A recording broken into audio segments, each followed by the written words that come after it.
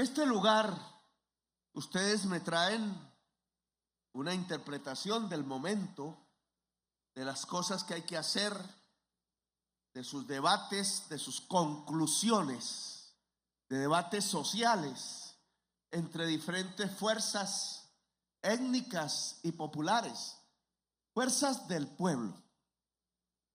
Aquí en este lugar se reúne el pueblo. Somos el pueblo, decían hace 2 siglos y medio cuando quisieron fundar una república. Eran indudablemente indígenas también, seguro que negros y negras, seguro que gente del campo, que era la mayoría de Colombia, seguro que jovencísimos casi todos y todas.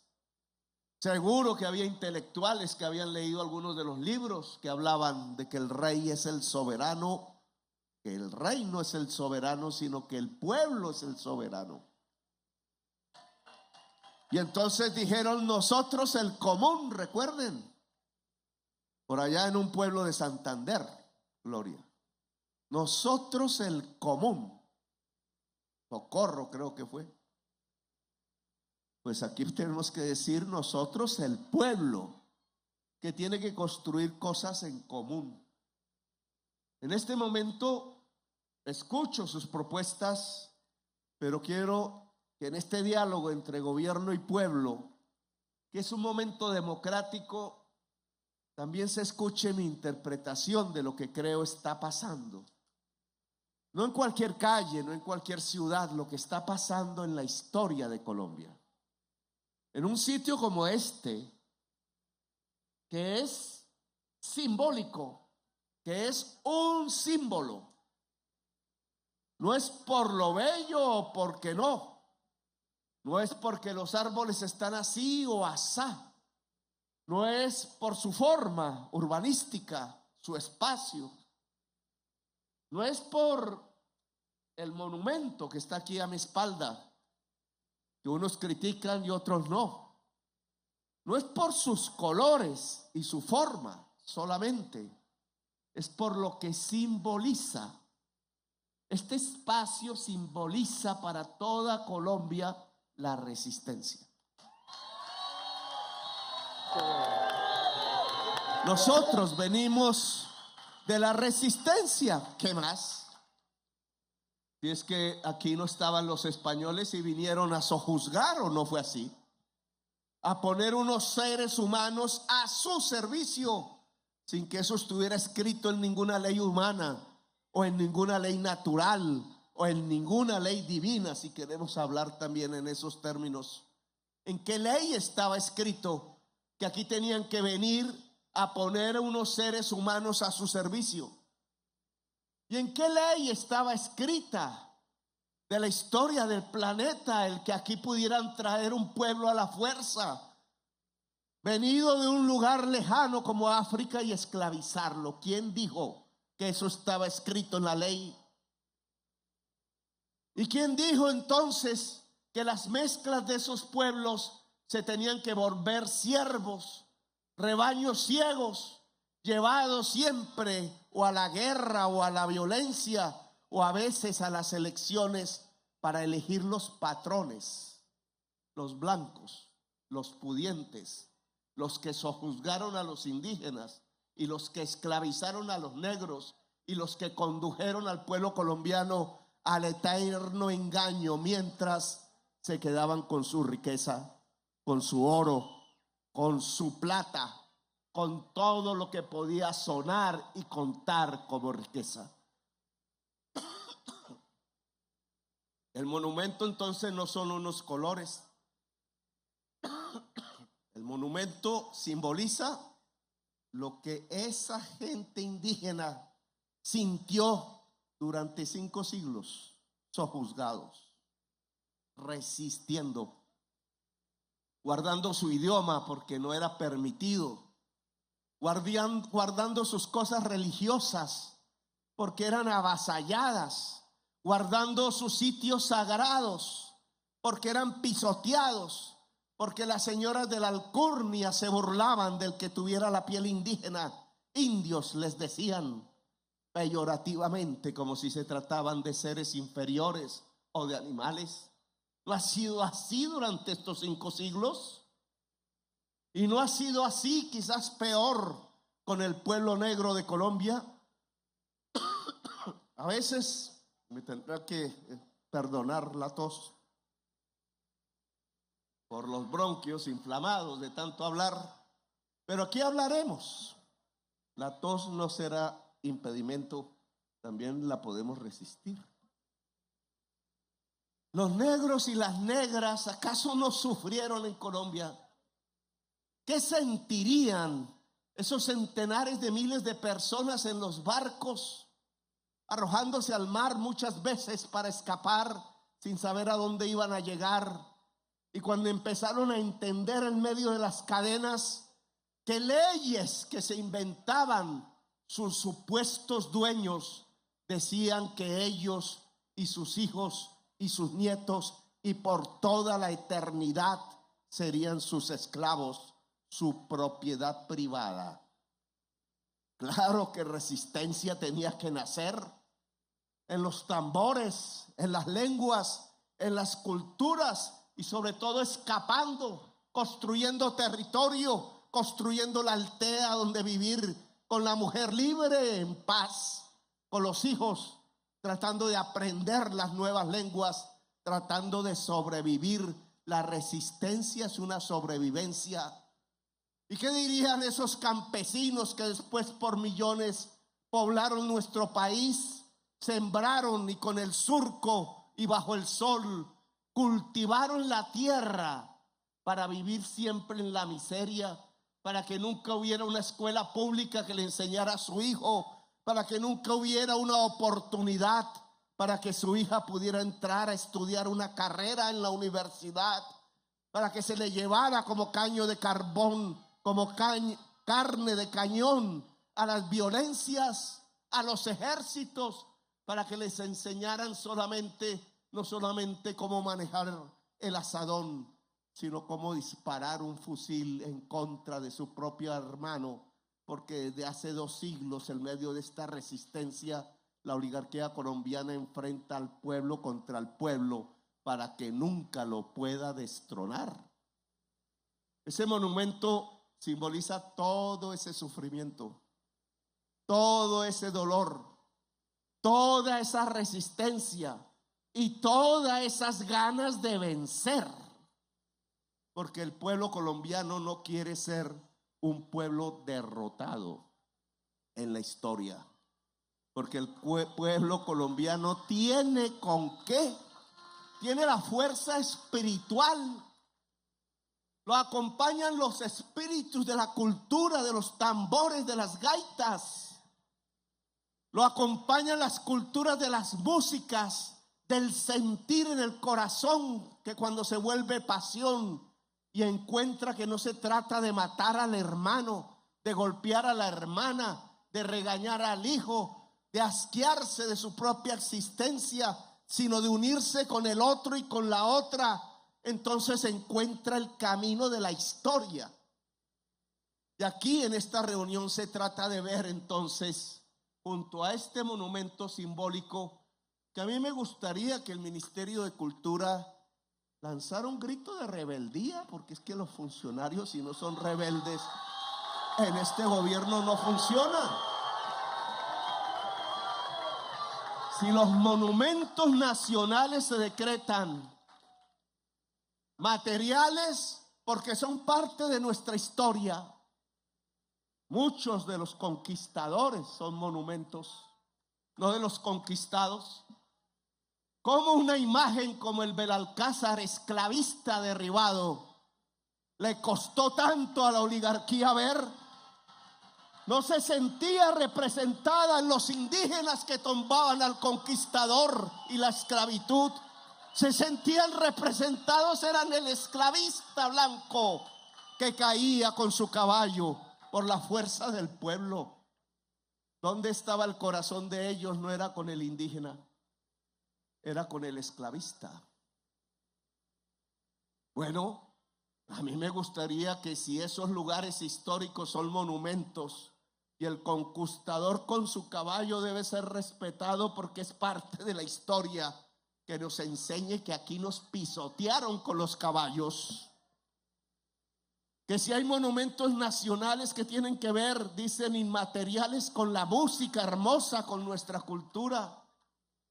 Que si hay monumentos de la historia, porque por aquí pasó Bolívar, o allá hubo una de las tantas batallas de las guerras internas de Colombia. Aquí también hay una historia. Aquí tiene también aquí una sensibilidad.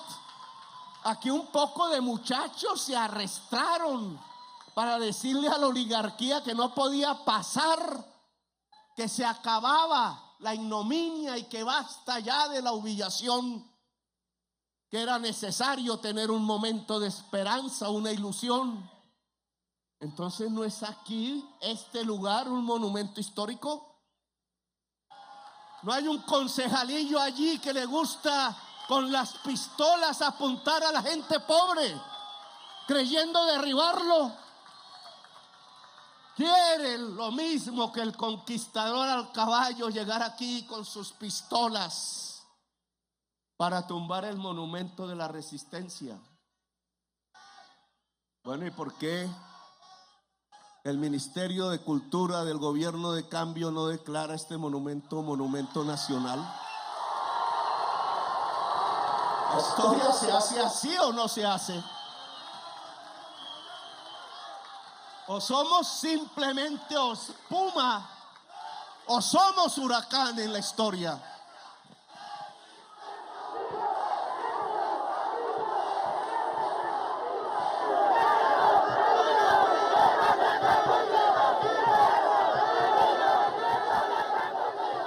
Porque tenemos que reconocernos y no mostrarnos con máscaras. Nosotros venimos de un lado, tenemos una raíz. No somos espuma, no somos maquillaje. Para eso hay otras personas que pueden hacerlo mejor que nosotros. Ya lo han visto gobernando, dicen aquí mu, cuando llegan al gobierno dicen pa. Se consiguen aquí los votos echando un discurso revolucionario y cuando llegan al Congreso se ponen la esvástica. Nosotros no somos eso. Nosotros decimos lo que pensamos. No que nos creemos infalibles.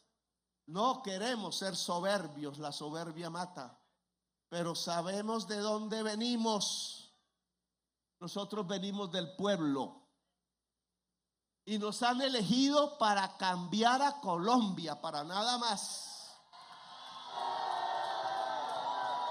Y al que no le guste en el gobierno eso, pues que se vaya, no nos haga perder el tiempo. Aquí no venimos para robar, aquí no venimos para limpiarle las botas al rico banquero del país. Podemos hablar con él de tú a tú, pero él tiene que saber que tiene al frente un ser humano igual, que está expresando los intereses del pueblo y de nadie más, no los de sí mismo. Esos quedan aparte para otro momento. Son los intereses del pueblo. Nosotros nacimos de esta plaza y de ese monumento. Nosotros nacimos de la valentía de esa juventud, de esos muchachos y muchachas de barrio que supieron levantarse en resistencia. Sí, señora Vicky, nosotros venimos de la primera línea y nos enorgullecemos. Rabia a mí sí me daría con mi vida propia si yo me escondiera y no hubiera sido parte de una primera línea. Yo soy de la primera línea del cambio de Colombia e invito al pueblo de Colombia a ponerse en la primera línea, porque toca moverse. La primera línea del cambio es la paz. La primera línea del cambio es la democracia. La primera línea del cambio es la mujer, es el negro y la negra, es el indígena, es la juventud. La primera línea del cambio, si es el pueblo, Colombia cambia. Ese es el camino que yo propongo aquí ante sus discusiones y su propuesta. Venimos de la resistencia entonces y ahora somos gobierno. El pueblo de Colombia, después de esos días aciagos, difíciles, indudablemente que el pueblo de Colombia tenía solidaridades con esa juventud en la calle y observó la respuesta. La respuesta jamás fue el diálogo. La respuesta jamás fue un gesto amable. La respuesta jamás fue: oiga, muchachos, vengan aquí al palacio y hablamos. Veamos qué hacemos. La respuesta fue quitarle los ojos. La respuesta fue decirle al fiscal Barbosa: coja a los miles que pueda y declare los terroristas. Volvimos a los tiempos de Turbay cuando yo era un joven. A mí me asignaban entonces la palabra, siendo estudiante, del externado de posible subversivo.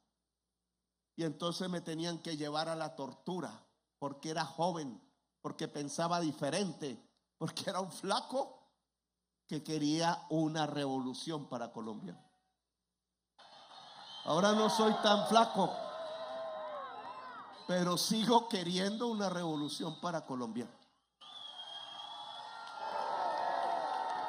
La revolución es volver a evolucionar, volver a poner las cosas sobre otros rieles, cambiar lo que está podrido, lo que ya no nos sirve como sociedad. ¿Cómo podemos avanzar como sociedad en el mundo? ¿Cómo podemos ser una sociedad de verdad y hacer parte de la historia de la humanidad en todos los terrenos? En la ciencia, en la política o en el arte. ¿Cómo volvemos a crear Gabrieles García Márquez? ¿Cómo volvemos a crear Antonios Nariños y Policarpas Alabarrietas? ¿Cómo aparece María Cano de nuevo? ¿Cómo aparecen tantos pensadores liberales insignes, tantos revolucionarios como Rafael Uribe Uribe?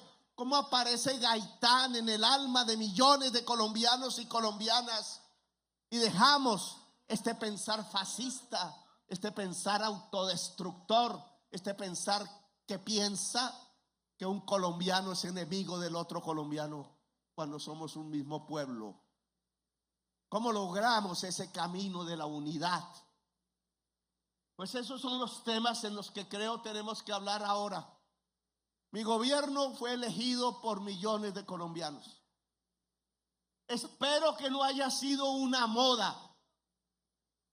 No, elijamos al que habla tanto en el Congreso a ver qué hace. Y yo me quedo tranquilo en la cama esperando. Yo no soy una moda. Jamás me he ido por las modas. No he pensado de una manera así y otra vez asá. Cuando cambia mi pensamiento es porque he encontrado que estaba equivocado. Es porque otras personas me han enseñado que otra manera de pensar es superior a la que tenía. Es porque en mi propia vida, en la experiencia y en el contacto con el pueblo, he aprendido muchas cosas y me falta mucho por aprender. Y otros lo harán mejor después de mí.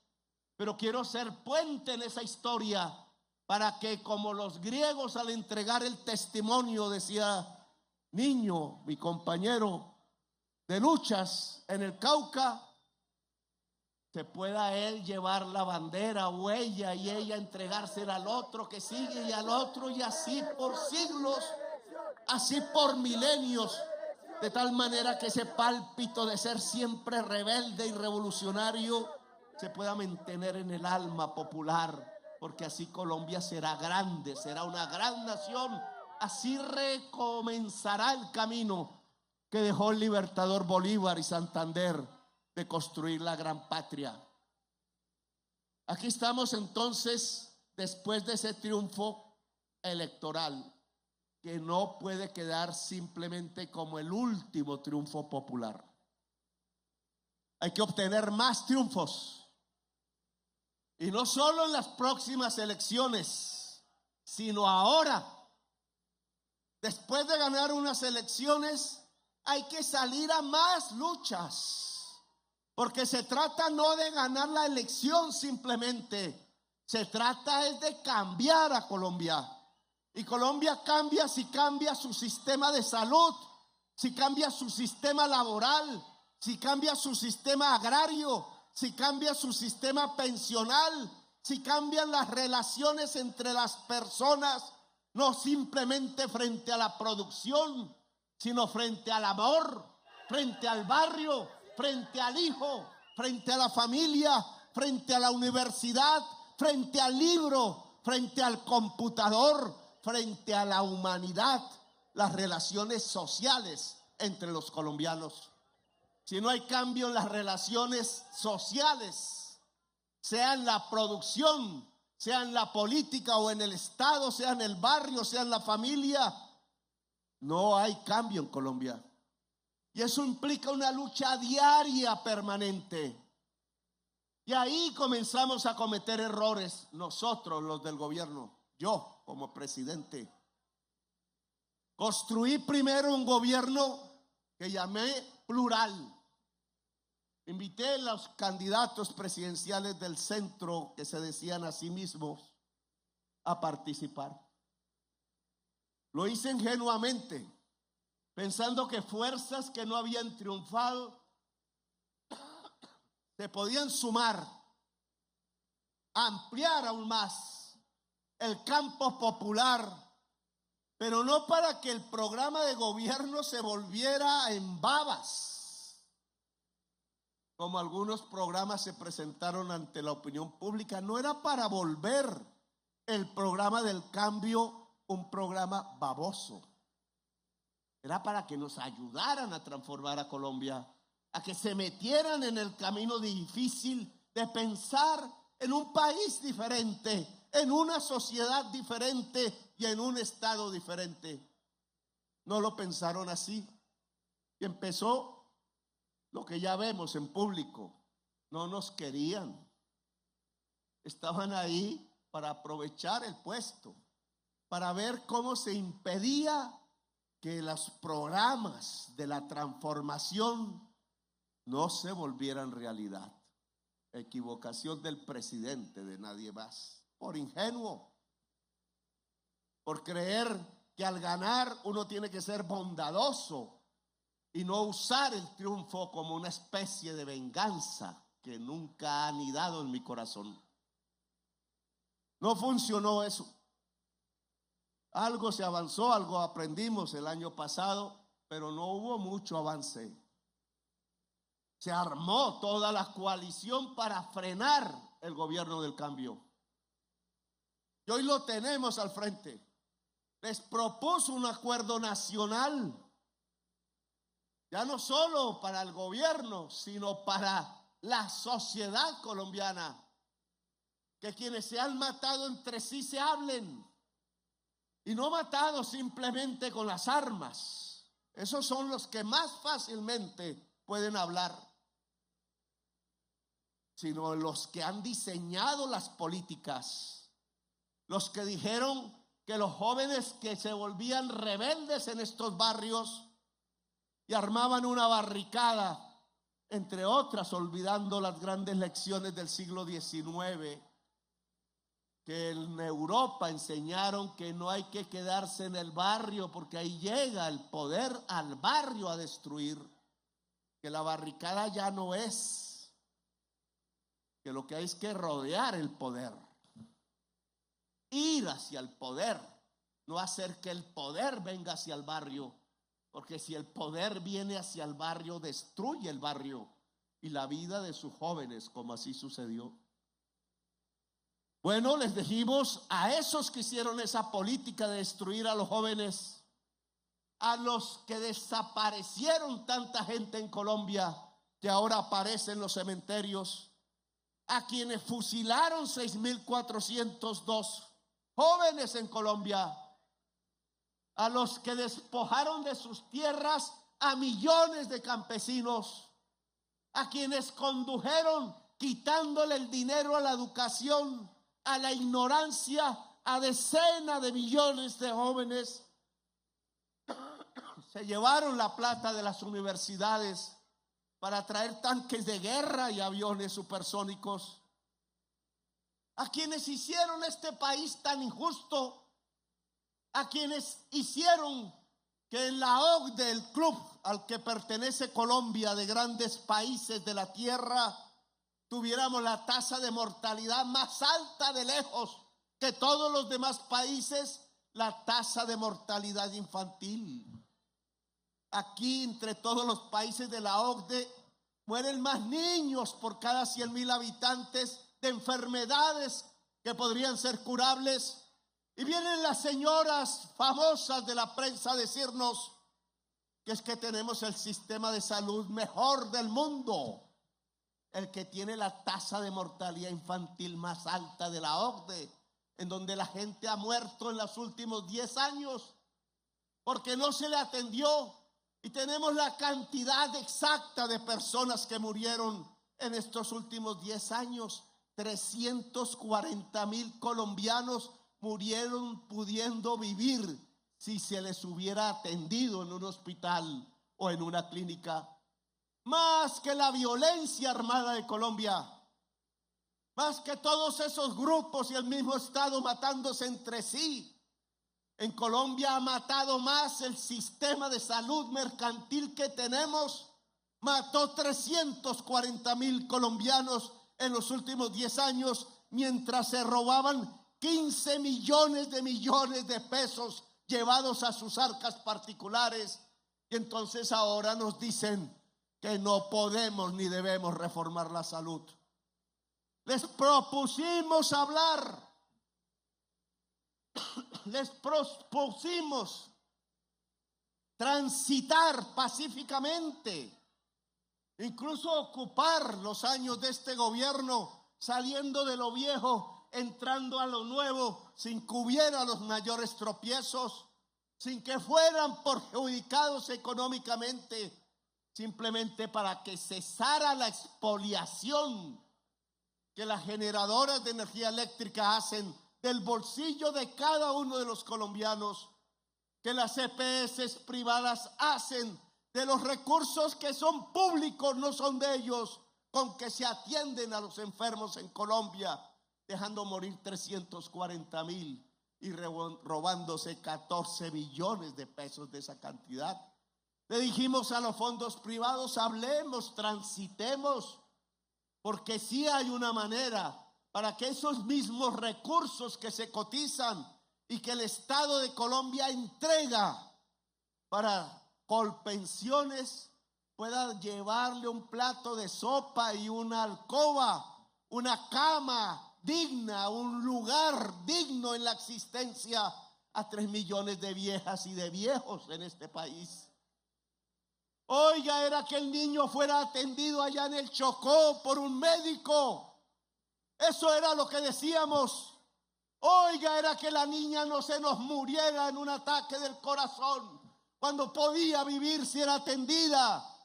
Señores dueños de la EPS, era para que no especularan elevando 40 veces el precio de las medicinas, explotando al Estado y explotando al pueblo. Era para que se cambiara la fórmula en las tarifas de energía eléctrica, para que pudiera, a través de las tecnologías baratas, que es la energía eléctrica de los grandes embalses del agua y de los grandes paneles y granjas solares del sol y de los vientos, entregarle al empresario, a la producción, que es la que hace la riqueza, entregarle al pueblo trabajador, que es el que hace la riqueza, entregarle a cada hogar una factura que realmente refleje los costos de la energía eléctrica, que son 4 veces inferiores a los que se le están pagando. ¿Por qué no se podía llegar a un acuerdo nacional sobre esos temas? ¿Qué les pesa para que no sientan felicidad si el pueblo de Colombia vive mejor y más digno? ¿Qué les molesta si el niño puede ir sano a la escuela, como dice la canción? ¿Por qué les pesa tanto? ¿Por qué odian al presidente que lo propone en la mesa? Yo no soy de los festines de ellos. Yo no voy a los prostíbulos donde van ellos. Yo no voy a sus clubes sociales a tomar whisky mientras la gente se muere de hambre. A mí no me gusta eso. Yo no puedo soportar una oligarquía que se pasea por el mundo mientras su propio pueblo se está muriendo. Solo los invité a hablar. Solo los invité a acordar. No para que me hicieran retroceder. Es que lo vamos a meter preso, Petro, es lo que me decía Barbosa. Ahí muestra la señora de la revista Innombrable a mi hijo cómo le allanaron. Yo le dije a Barbosa: nunca hablaré con usted ni con ningún fiscal de mi hijo. Si la hizo, la hizo. Si no, que se defienda como cualquier ciudadano y que sea juzgado como cualquier ciudadano. Pero ahora se jactan porque van a salir de la fiscalía mostrando el video donde el CTI allanó, como si fuera Pablo Escobar, su apartamento para mostrar las imágenes de su esposa desnuda y embarazada. Y la señora de la revista dice: no, los trataron bien. Ese video tiene que repartirse en el mundo para que sepan cómo la extrema derecha, utilizando la fiscalía, actuó sobre el hijo del presidente de la República de una manera tan alevosa solo porque el presidente de la República es de izquierda y es del pueblo.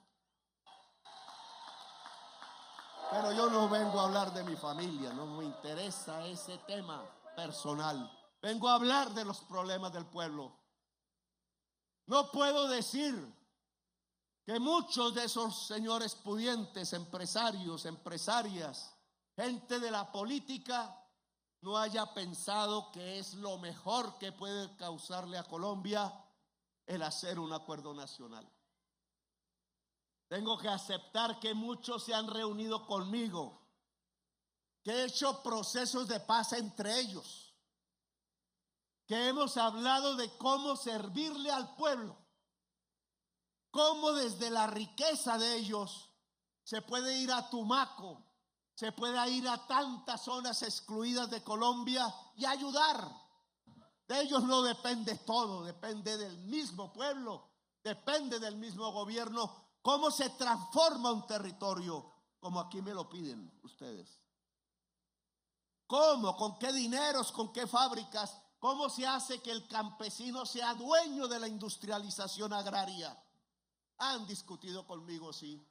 Han discutido conmigo muchos cómo se saca el dinero que el Estado les dejó en fondos fiduciarios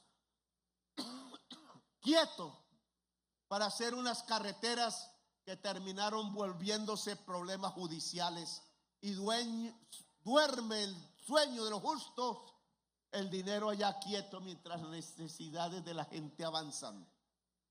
Muchos han venido a hablar conmigo a decir: solucionemos esto, Petro, y que el dinero vaya a los programas sociales que se necesitan. Tengo que reconocer que hay una parte del establecimiento colombiano que sí ve en la propuesta del gobierno del cambio una posibilidad de camino diferente, una posibilidad de una gran Colombia en donde todos y todas puedan ganar, incluso ellos, pero sobre todo el pueblo de Colombia. Ven la posibilidad de la paz.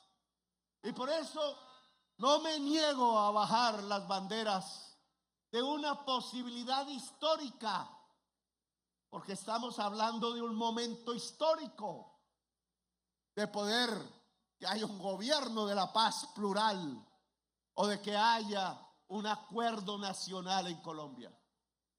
Pero tengo que decirles que yo no puedo llevar a la gente que confía en mí, a la gente que confía en los cambios, a la gente que quiere y añora y desea una nueva Colombia, a una ingenuidad.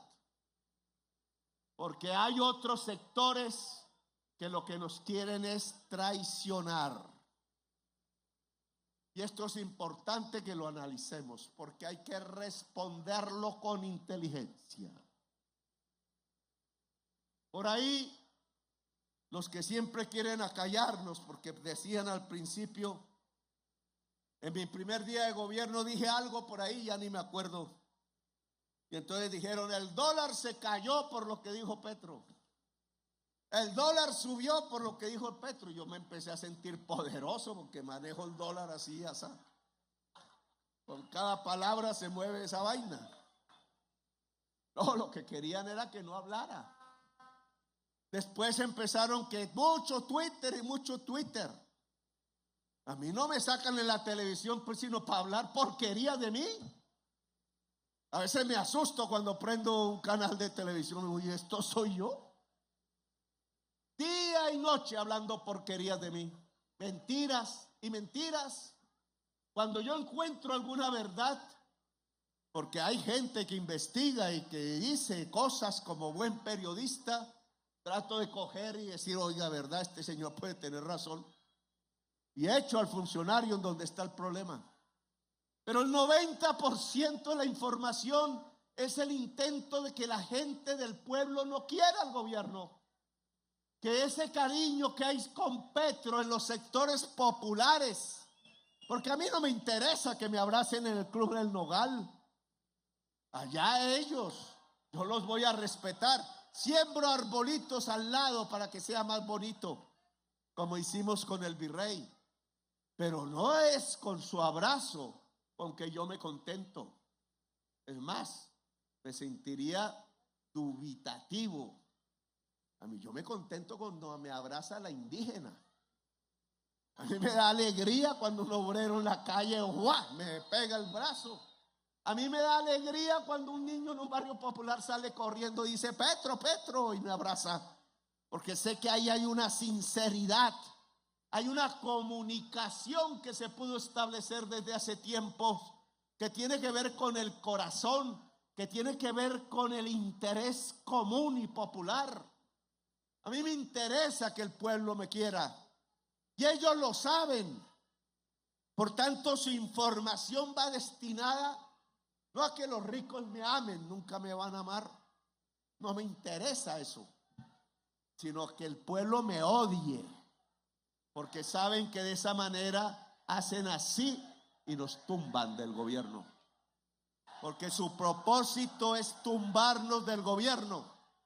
Eso era lo que quería el fiscal Barbosa.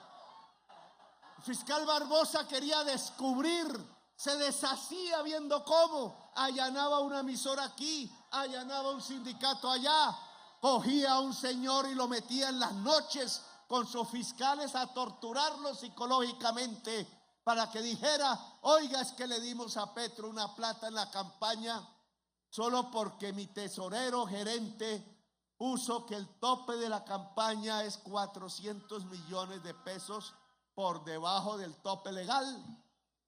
Y entonces necesitan conseguirse 600 millones. Si uno de ustedes va y les dice, oiga, yo voy a atestiguar que le di a la campaña de Petro 600 millones, lo vuelven Dios. Dicen, hurra, tenemos la prueba. Porque con eso quieren ir a la comisión de acusaciones y hacer lo mismo que hicieron con la señora Durcef en Brasil, con el señor obispo que era presidente en Paraguay, con el señor que era presidente en Honduras, con el señor Pedro Castillo que era presidente en Perú, que fue bajarlo a través de los votos de los parlamentarios. Claro, los parlamentarios son de la mayoría de los partidos tradicionales y ellos dicen, está hecho, eso es una bicoca. Solo hay que traer la excusa y que voten. Y al otro día no soy presidente. Lo mismo que ocurrió en Bolivia, lo mismo que ocurrió en Perú, lo mismo que ocurrió en Brasil, lo mismo que ocurrió en Honduras, etcétera. Un golpe. Y entonces esperan que el ejército diga, oiga, no le hacemos caso, presidente.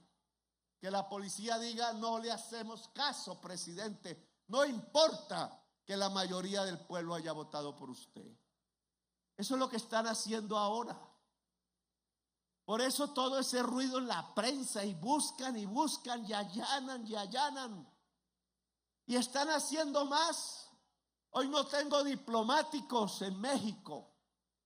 A todos los sacaron con decisiones judiciales. Nunca sacaron ni a la señora Leslie Cali del consulado de Miami, activista de extrema derecha. Pero los funcionarios que nosotros ponemos los sacan al mes con decisiones judiciales. No tengo representante en México. El único que quedó lo nombró Duque, fue el único que no tumbaron. Y me dicen que no hay persecución. Han echado del Congreso, inhabilitando y burlándose del voto popular 2 o 3 senadores y van por más. Dijeron que la señora de la mesa directiva del Senado de la República, María José Pizarro, no podía estar ahí a pesar que la mayoría había votado por ella, la única mujer en las mesas directivas, porque era del pacto histórico y no del grupo político Maíz, que hace parte del pacto histórico. Pero para sacar a Alexander López, entonces dijeron que era del Polo y no del pacto histórico. ¿O no fue así? La tesis contraria a los mismos magistrados.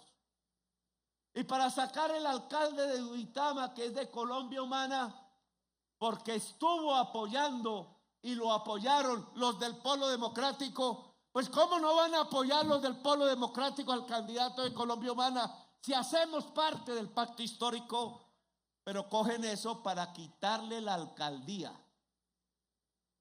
Y ya son diplomáticos, ya son congresistas de elección popular, directivos de la mesa directiva del Congreso y ya son alcaldes. El 99% de los alcaldes del país han sido elegidos de derecha, de centro, de izquierda o variopintos por coaliciones políticas, por varios grupos políticos, pero a ninguno lo sacan. Al que sacan es al de Colombia Humana. ¿Por qué? ¿Por casualidad? Porque el presidente no puede hablar de estas cosas y tiene que silenciarse, o porque nos quieren sacar del gobierno. Igual que tendría que salir el alcalde de Duitama, tendría que salir el presidente de la República, porque el presidente de la República, siendo candidato, pues apoyó a los candidatos del Polo, de Colombia Humana, del Maíz, hasta del Partido Verde, porque esto es una coalición de fuerzas sociales y políticas. Nos quieren arrinconar, quieren tumbar los decretos, quieren tumbar el gobierno del pueblo. Ese es el momento histórico en el que estamos viviendo. No es el momento de un acuerdo nacional como propuse. Pocos respondieron afirmativamente. Lo que se está fraguando es cómo no podemos gobernar. Cómo se burlan del voto popular, como si no hubieran existido. Algunos incluso por ahí bobilaconamente dicen, no es que llegamos por el fraude, no, es que ustedes no existen. O sea, que saquen a las señoras, señor.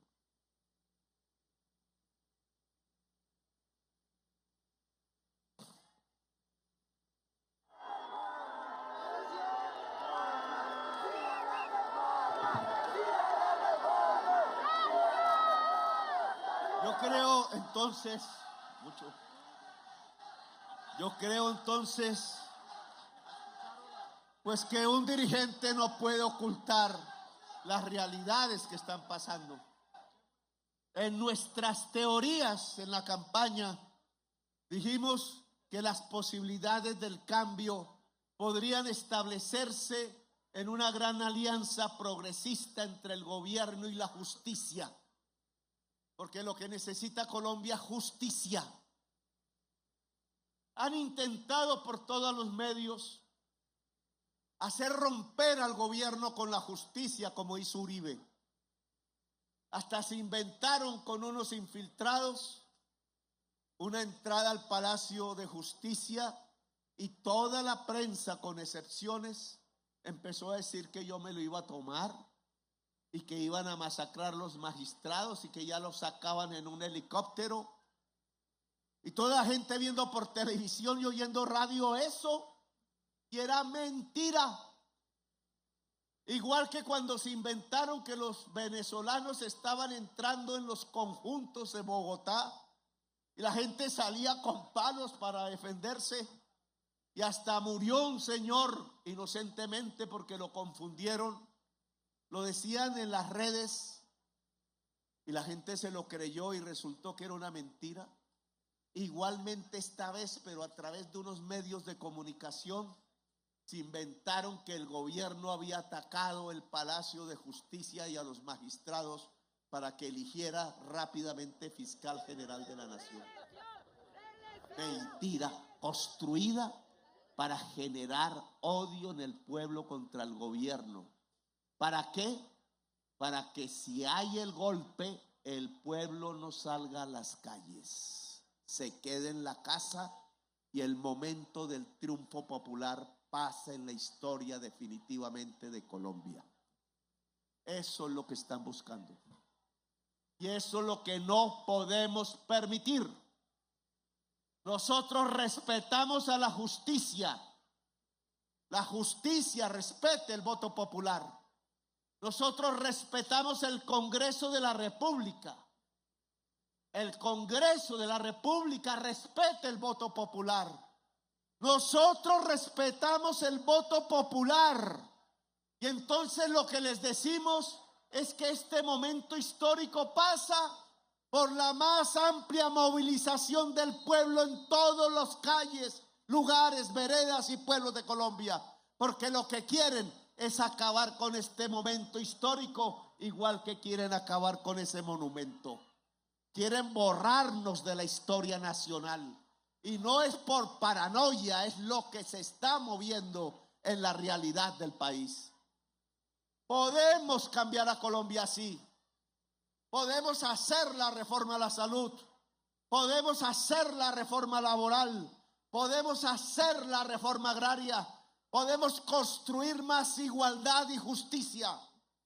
A estos puntos que ustedes me presentan, participar en el proceso de paz. La paz en realidad es la transformación del territorio.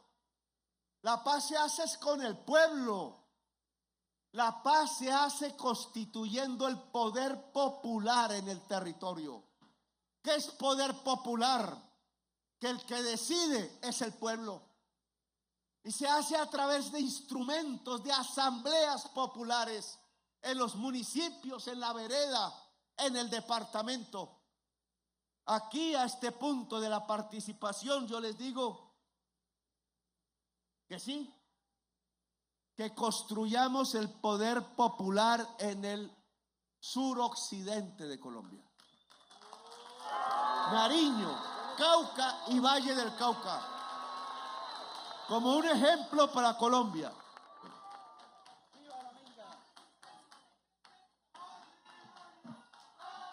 Como un ejemplo para Colombia.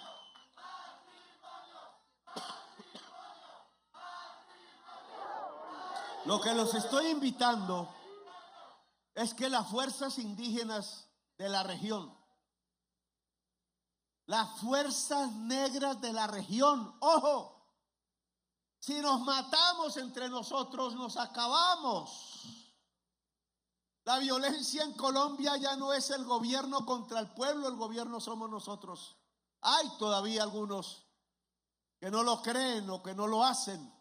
Pero hoy la violencia es entre el pueblo mismo, entre la gente misma del pueblo, entre indígenas y negros metidos en organizaciones que no están colocando la voluntad popular al frente, sino los negocios. Y eso tiene que acabar. Revolucionario solo tiene un comandante, el pueblo. No hay más comandante para uno o una revolucionaria que el pueblo. Lo otro son tiranías sobre el pueblo, son degradaciones sobre el pueblo, es no permitirle organizarse libremente, es no permitirle unirse libremente, es no permitirle que en libertad tome decisiones allá en su caserío, allá en ese lugar del Pacífico, allá en la montaña, allá junto al volcán, aquí en la gran ciudad. Por tanto, si queremos la paz, empecemos en esta región del suroccidente constituyendo el poder popular. Ya lo tenemos, las fuerzas están organizadas, mejor que en cualquier lugar del país. Lo que hay es constituir los comités municipales populares, llamémoslos así, de coordinadoras populares, respetando la diversidad de cada fuerza, de cada quien. No se trata de imponerle al otro, se trata de juntarse con el otro, con la otra. En cada municipio de los suroccidentes de Colombia, y se debe extender al resto del país, hay que construir el comité coordinador de fuerzas populares abierto, sin exclusiones, pacífico y democrático. ¿Para qué? En primer lugar, para contarle a la población qué es lo que se está haciendo, qué es lo que se quiere.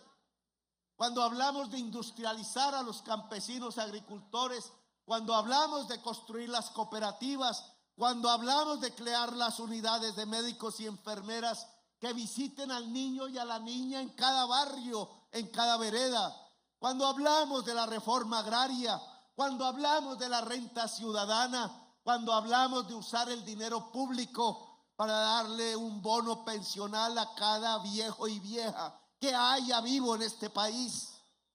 Eso es lo que queremos, organizar entonces la comunidad. Pero va a llegar un momento en donde intenten atentar contra el voto popular. Y ahí hay que salir. Y ahí no es solo el suroccidente, ahí es todo el país entero. Y ahí no es a defender el barrio como hicieron hace 2 años. Ahí es a rodear el poder. Ahí es a tener el poder popular en paz y en democracia, pero con la contundencia de millones de colombianos y colombianas. Ojalá eso no tenga que llegar. Ojalá aquí se pueda sentar realmente las instituciones de Colombia y hacerle caso a la Constitución de Colombia. Llenarse de pueblo. No saber que su objetivo no es el rico de la generadora eléctrica, sino que su objetivo es el niño con sed en la Guajira, que no es la carbonera que se chupó el agua de la Guajira, sino que es la mujer que no encuentra en el pozo agua para darle de beber al niño o a la niña. Ese es el objetivo de las instituciones, que el objetivo de la ley no es como un banquero se lleva la plata de los cotizantes a los cuales nunca le dará una pensión para el exterior, para otras economías, sino cómo se usa ese dinero en Colombia y cómo de verdad puede volverse pensión al cotizante de hoy, un pensionado mañana, y cómo el viejo y la vieja de hoy puede tener una pensión.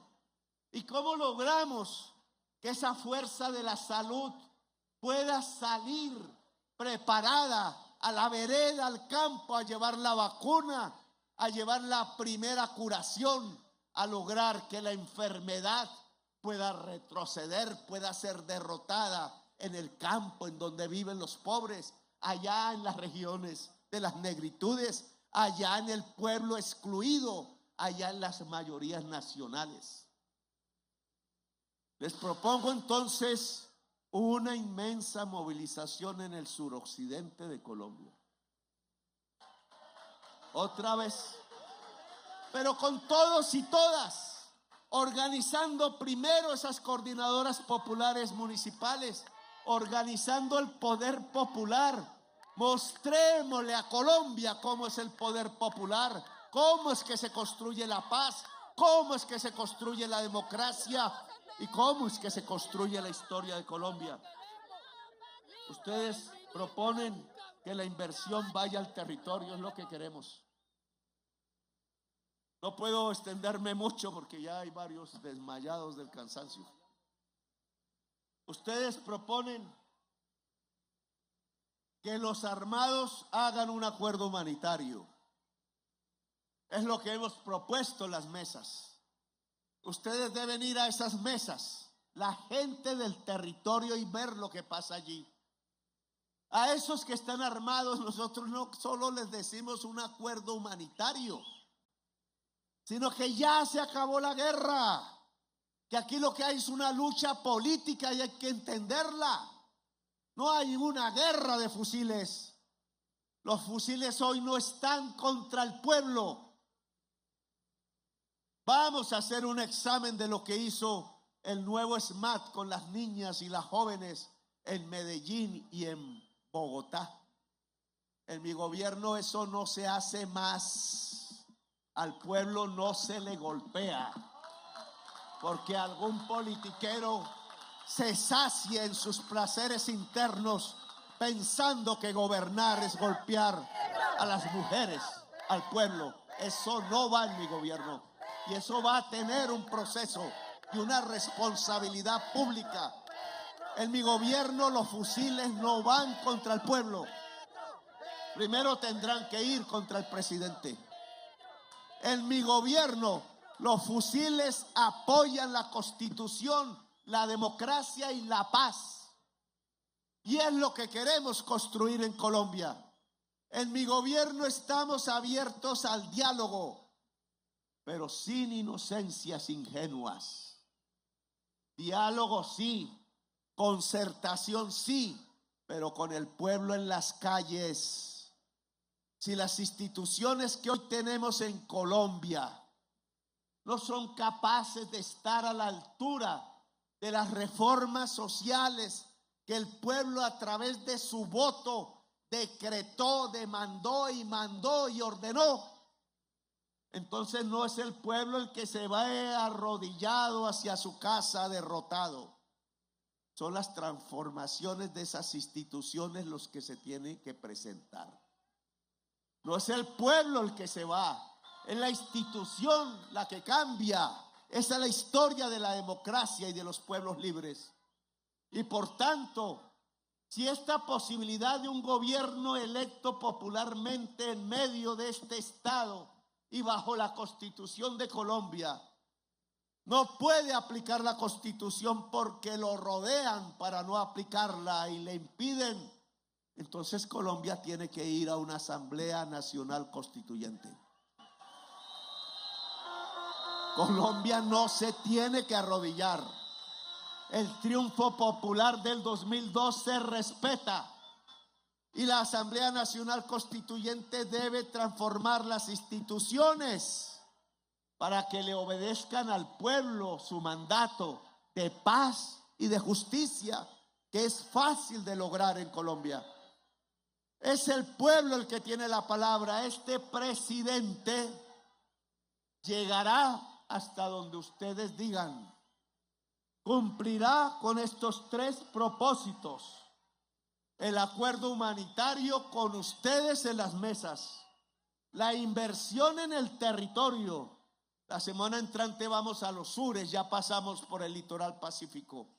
Y la orden que tiene cada ministro y ministra no es ser un burócrata oyéndole a los funcionarios del anterior gobierno qué es lo que se debe hacer con el dinero público. Es haciendo los planes con ustedes para llevar el dinero público a las obras que ustedes ordenen. Es transformar el territorio, porque esa es la base de la paz. Pero a cambio, compañeros y compañeras, porque yo sé a dónde vamos, la transformación real del país no le gusta a mucha gente a la que sí le gusta la sangre, la tortura, la muerte de la gente. Entonces tenemos que derrotarlos, porque vienen por el gobierno, quieren paralizarnos y eso no es posible. Y el método es la paz, no la violencia. El método es organizarnos desde aquí, desde esta Plaza de la Resistencia, ante este monumento de los jóvenes, que es un monumento de su valentía, de su lucha, de su esperanza y de sus sueños. Me comprometo y comprometámonos como fuerzas sociales a organizar en todo el suroccidente las coordinadoras de fuerzas populares en cada municipio y a invitar al país a hacerlo, a movilizar la población, no 10,000, 100,000, 200,000, 500,000 seres humanos del suroccidente de Colombia, para pedirle a Colombia toda la gran movilización que permita que el cambio sea posible. Este presidente se restea hasta donde sea para lograrlo. Ese es mi propósito, es mi voluntad. Mientras esté vivo, lucharé, trabajaré todos los días, porque los sueños del pueblo colombiano, la paz de Colombia, la posibilidad de la historia, el país de la belleza y la potencia mundial de la vida, puedan gritarle a toda la humanidad que lo hicimos en Colombia, que demostramos en la historia que es posible cambiarla ahora y que es posible que tengamos entonces una sociedad que no se mate entre sí, que no aplauda el genocidio de los niños, que no aplauda la muerte de la naturaleza, y que pueda ser vibrante una democracia multicolor, una potencia mundial de la vida, una Colombia humana. Gracias, muy amables compañeros.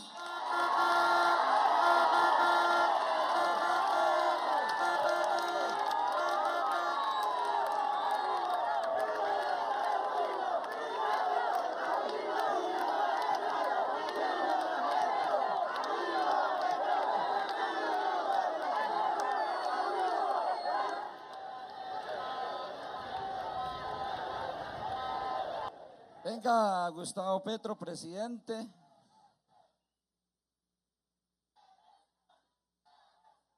Para la Minga, la propuesta política de la Minga social y comunitaria del suroccidente colombiano en los 3 puntos principales. El presidente ha hecho sí, con la Minga nos sentamos a construir la paz. Eso es lo que ha hecho, señor presidente. Segundo, el presidente ha dicho sentémonos a construir y hacer las transformaciones que necesita el suroccidente. Y tercero, compañeros mingueras y mingueras, el presidente ha reconocido la Minga como el apoyo a la política del cambio. El reconocer el señor presidente la Minga y los sectores sociales y los sectores populares que le aportan a la política del cambio nos invita a fortalecer la movilización social. Y para eso está la Minga, señor presidente. El presidente ha hecho referencia a la resistencia. Y el señor presidente ha dicho: la resistencia es la base. Pero presidente, ¿por qué está la Minga aquí, señora presidenta? Porque la resistencia está en peligro. La resistencia la están matando. En la resistencia se está involucrando el narcotráfico. En la resistencia se está involucrando a los grupos armados. Por eso la juntanza hoy le está saliendo al paso y hoy ratificó usted a la Minga ese camino. Señor presidente, ¿cuándo nos sentamos la Minga y usted para empezar la ruta del trabajo? Queremos que a la Minga le diga usted sinceramente cuándo. Mañana, pasó mañana, dentro de 15 días, dentro de un mes, nos sentamos. Aquí están los voceros de la Minga. Aquí están los voceros. Nos sentamos con usted y lo que hoy usted recogió, porque inteligentemente lo hizo, y usted leyó el pensamiento de los mingueros y las mingueras, Y ese pensamiento hoy lo queremos lo queremos transformar en una fecha, hora, y usted dirá, ¿dónde? Ese asunto lo llevaremos. Por lo tanto, aquí hay dos cosas que vamos a hacer. A usted le hicieron un acto cultural donde le entregaron la propuesta. Aquí vamos a hacer la entrega política de la propuesta. Compañero Neis, queremos entregarle la propuesta porque es la que ratifica la minga y es la que genera los procesos de resistencia. Por eso, doctor Gustavo Petro, ¿cuándo nos sentamos? La minga para que esto se vuelva realidad. Vamos a ser prácticos. Usted dijo que vamos a ser prácticos. Vamos a ser prácticos. Nos dijo en Monterilla, júntense. Ya estamos juntos. Nos dijo, propongan. Ya estamos proponiendo. Nos regañó en Monterilla. Hoy no lo vamos a regañar, presidente. Hoy le decimos, aquí está la minga. Ahora sí, aquí está. ¿Cuándo nos sentamos? Presidente, dígale a la minga, no a mí. Entonces, compromiso con la minga, porque en última no es con aquí. Entonces, y por cuando usted ratifique, cuando nos sienta con la minga, le ratificamos el tema ya del asunto político. Ustedes verán, es fiesta. Para mí eso ya no existe. ¿No es fiesta? Ustedes lunes 1 de abril. Abril es abril. ¿Ah? Sí, al todo la minga. 1 de abril, ¿vale? Para que no se nos olvide. Listo, espéreme, Neis, espéreme, tranquilo. A la minga el señor presidente define fecha. 1 de abril se sienta con la minga a desarrollar lo que la minga construyó. Ratificado este asunto, compañero Neis, aquí hay un compromiso. Señor presidente, gracias. Compañeros de la minga, un aplauso. ¡Que viva la minga! ¿Hasta cuándo? Vamos a sacar la foto de la minga para que ratifiquemos, compañeros mingueros y mingueras.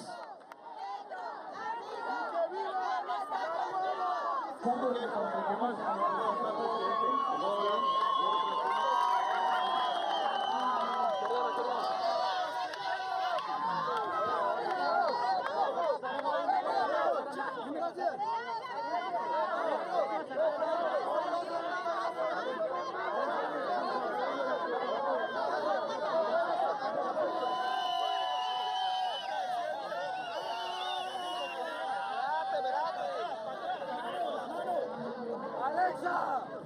¡Viva el pueblo!